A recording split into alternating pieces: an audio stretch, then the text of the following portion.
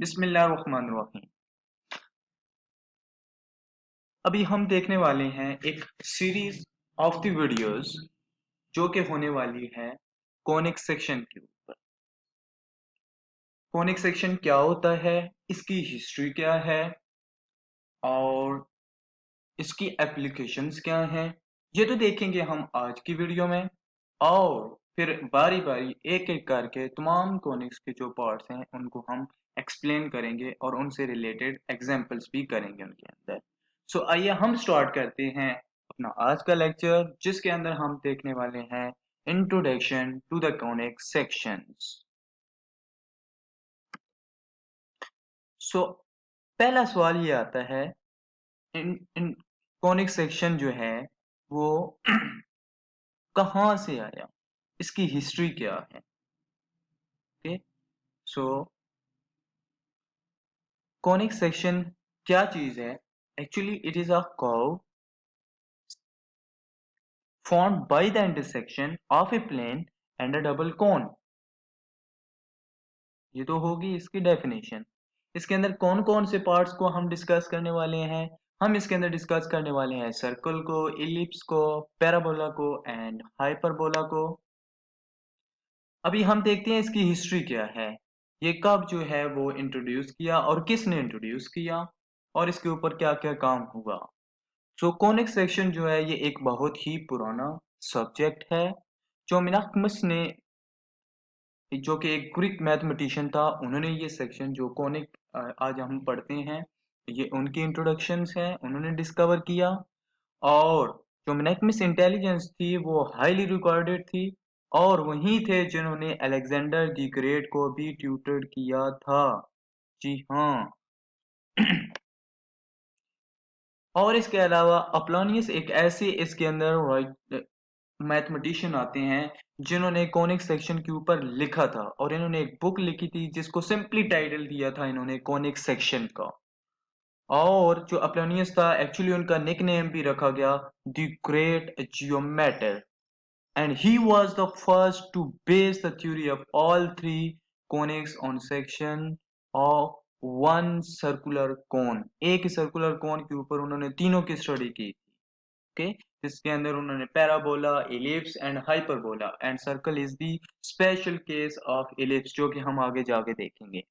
He is also one two give the name ellipse, parabola and hyperbola. ये जो आज हम नाम दे के पढ़ रहे हैं कि पैराबोला, इलिप्स एंड हाइपरबोला, ये नाम भी दिए थे अपोलोनियस ने ही। ओके, सो ये अपोलोनियस का ही वर्क है।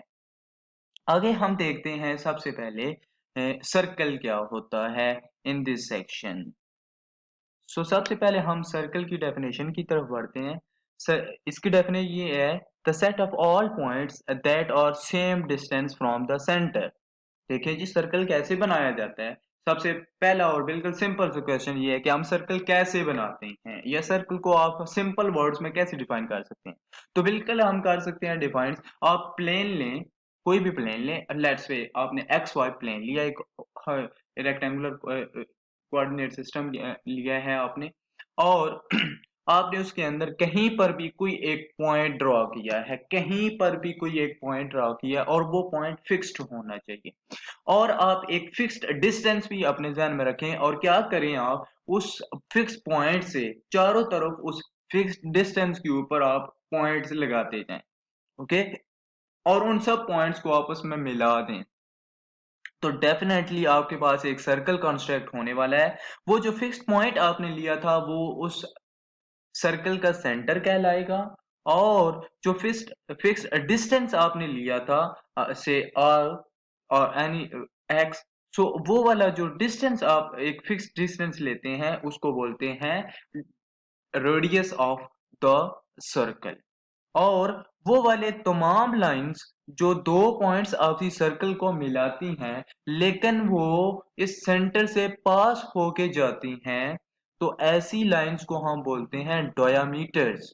वैसे तो बहुत सारी लाइंस होंगी जो कि यहाँ से इन दो पॉइंट्स को आपस में मिलाती होंगी, वो सारी कॉर्ड्स कहलाती हैं, लेकिन वो वाले कॉर्ड्स जो इस सेंटर में से पास होके जाती हैं और दो पॉइंट्स ऑफ द सर्कल्स को आपस में मिलाती हैं उनको बोलते हैं डायामीटर। दैट इज वाई जो डायामीटर होता है वो 2 टाइम्स होता है ऑफ द रेडियस। ओके, सो इनकी इक्वेशंस क्या होती हैं सर्कल की, हम वो भी देख लेते हैं। इसकी जनरल इक्वेशन होती है x minus h whole square plus y minus k whole square is equal to r square. ये h और k क्या है, ये h कोऑर्डिनेट होगा x का और y जो है वो वैल्यू है k वैल्यू है y की, और ये h k जो है इन ऑर्डर पेयर्ड ये आपके पास बनता है सेंटर ऑफ द सर्कल, और ये जो r होगा ये होगा इसका रेडियस होगा। अभी हम एक एग्जांपल लेते हैं और इसमें हम देखते हैं कि ये पहले तो ये देखते हैं क्या ये सर्कल है या नहीं है। देखें x minus two whole square plus y plus eight whole square is equal to 81।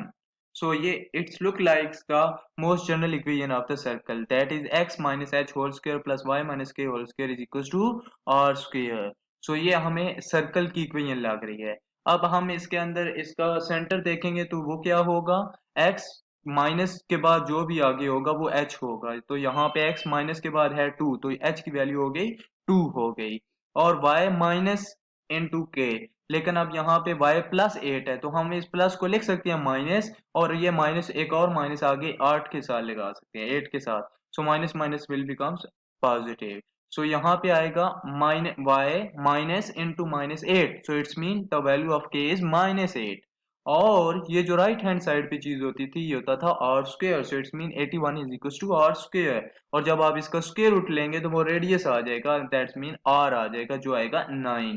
और ये हमेशा पॉजिटिव आएगा। वाई क्यों पॉजिटिव आता है, क्योंकि डिस्टेंस हमेशा पॉजिटिव लिया जाता है। तो इसका अगर हम सेंटर देखें तो वो h कॉमा के क्या बन जाएगा 2 कॉमा माइनस 8, और इसका जो रेडियस है वो बन जाएगा 9। तो इस तरह आप किसी भी जो आपको इक्वेशन अगर गिवन है सर्कल की तो आप देख के उसको बता सकते हैं कि ये इक्वेशन ऑफ सर्कल है या नहीं है, और आप ये भी बता सकते हैं उसके अंदर कि इसका रेडियस क्या होगा और इसका सेंटर क्या होगा। चलिए जी एक आपके लिए क्वेश्चन देते हैं, एक यहाँ पर एक और एग्जांपल है x square plus into y plus one whole square is equal to 1। जल्दी जल्दी बताएंगे आप लोग कि इसका सेंटर क्या होगा और इसका रेडियस क्या होगा। हाँ जी, इसका सेंटर होने वाला है यहाँ पे एक्स स्क्वायर है तो हम इसको लिख सकते हैं x minus 0 whole square plus इसको लिख सकते हैं y minus into minus 1 whole square is equal to 1 square.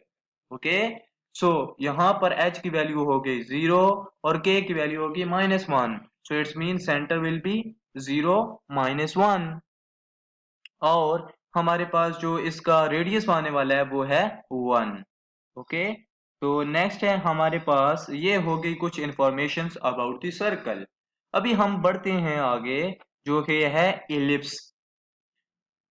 Salami is often cooperative to obtain elliptic slices which are larger। ये देखिए जी ये एक अंडा टाइप्स यहाँ पे हमारे पास स्लाइस बन रही हैं, इनको हम बोलते हैं एलिप्स। देखें जी एलिप्स जो है वो मोस्ट जनरल केस है कि इसका सर्कल का, वो कैसे जी अभी देखते हैं। तो लेफ्ट और राइट हैंड साइड से पकड़ें उसको, लेफ्ट और राइट हैंड साइड से पकड़ के उसको थोड़ा सा बाहर की तरफ खींचें।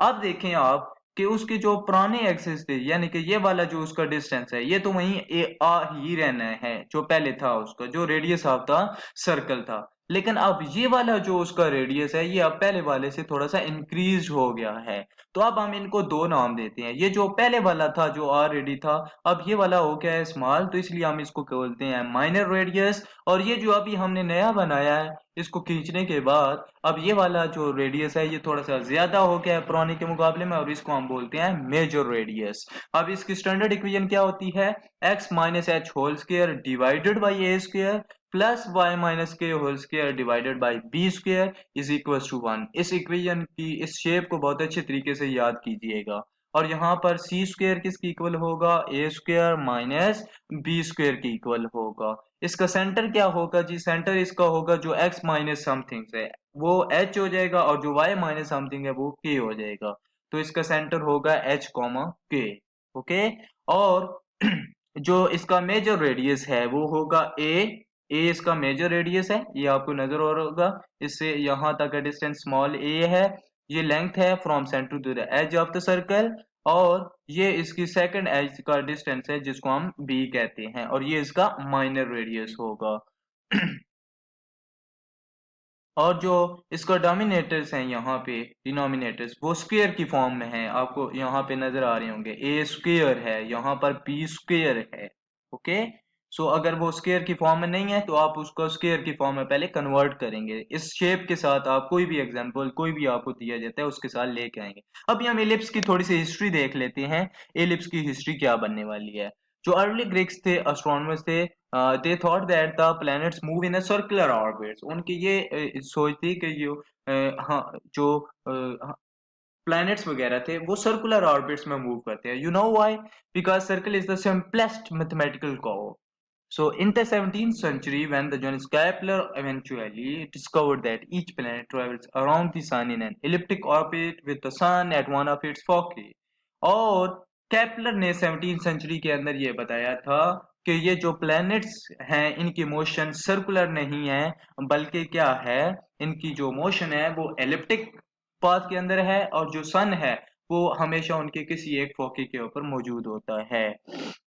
यहाँ पर एक अगर आप फिजिक्स के स्टूडेंट हैं तो जब आपने एटम्स की स्टडी पढ़ी होगी तो आपको मालूम है कि एटम क्या होता है। एटम जो है वो बना होता है न्यूक्लियस, और उसके न्यूक्लियस के अराउंड जो है वो इलेक्ट्रॉन्स मूव कर रहे होते हैं। भाई कौन से पाथ में मूव कर रहे होते हैं इलेक्ट्रॉन्स? यस, इलेक्ट्रॉन्स मूव कर रहे होते हैं इलिप्टिक पाथ। ओके, और जो उनका न्यूक्लियस होता है किस तरह मूव करते हैं? वो इस तरह न्यूक्लियस के अराउंड मूव करते हैं कि इन इलिप्टिक पाथ के जो न्यूक्लियस है वो उनके किसी एक फोकी के ऊपर मौजूद होता है, यानी उनका न्यूक्लियस जो है वो कोई ना कोई एक फोकस पॉइंट होता है उन इलेक्ट्रॉन्स का। You know what is the atomic number and what is the atomic mass number, और what is the mass number? Yes, yes, atomic number क्या होता है? नंबर ऑफ इलेक्ट्रॉन्स और number of protons present in a atom. भाई दोनों क्यों कहा है हमने? क्योंकि दोनों इक्वल तादाद में मौजूद होते हैं।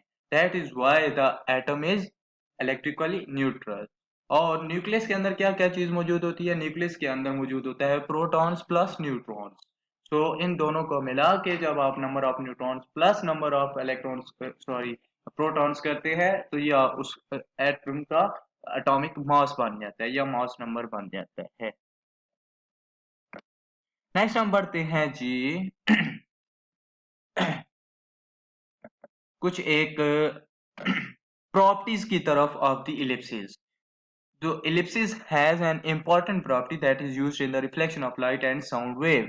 इनकी कुछ खास प्रॉपर्टीज हैं। वो क्या प्रॉपर्टीज हैं कि जब भी इनकी लाइट जो है वो किसी एक फोकस से स्टार्ट करेगी तो वो हमेशा एंड हो जाएगी या रिफ्लेक्ट होके जाएगी दूसरे फोकस के ऊपर, कहीं से भी स्टार्ट हो। कोई सी भी लाइन कहीं से भी स्टार्ट होगी वो यहाँ पे टकरा के दोबारा फिर किधर जाएगी? उसके सेकंड फोकस के ऊपर। दैट इज वाई जो चीज यहाँ पे अगर दिखाई दे रही है तो वो एग्जैक्टली यहाँ पर भी दिखाई देगी। सिमिलरली कोई चीज यहाँ पर सुनाई दी जा रही है तो वो एग्जैक्टली दूसरे फोकस के ऊपर भी दिखाई देगी। और this principle is used in the construction of the whispering glaciers, such as in the satellite poles cathedral in London. If a person is near one focus, he can be heard at the other focus. Also, he cannot be heard at many places in between. वो एक focus के ऊपर है अगर, तो वहां पर अगर बिटवीन वो वाली कोई चीज भी जो साउंड है वो नहीं सुन पाएगा। अच्छा जी, अभी हम इसके एग्जाम्पल की तरफ पढ़ते हैं। हम एलिप्स की एग्जाम्पल करते हैं। x plus four whole square divided by 25 plus y minus 5 whole square divided by 4 is equal to 1। Okay जी, जल्दी जल्दी देखिए इसके दरमियान में क्या आ रहा है? प्लस आ रहा है। और x plus whole square divided by, अब समथिंग्स मोर ग्रेटर देन, यहाँ पर क्या है जी? 1 है। और इधर जो हमारे पास राइट हैंड साइड पे क्या आ रहा है? 1 है। It must be equal to 1। यहाँ पर 1 होना चाहिए हर सूरत, अगर नहीं है तो आप खुद से इसको 1 बनाएंगे। इसका सेंटर देखें क्या बन रहा है यहाँ पर? x माइनस, तो x माइनस यहाँ पे 4 को आप लिख सकते हैं माइनस इंटू माइनस 4, तो ये -4 इसका क्या हो गया?